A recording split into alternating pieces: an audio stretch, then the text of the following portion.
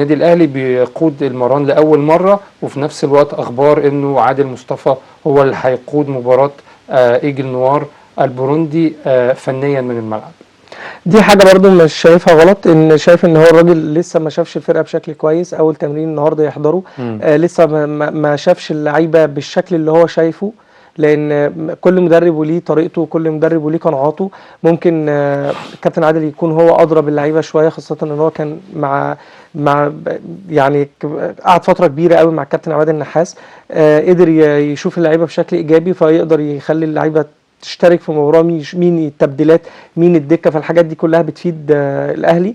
شايف ان المباراه فنيا مايله شويه ناحيه النادي الاهلي، خاصه ان الفتره الاخيره النادي الاهلي بدا يفوق فنيا، بدا يركز.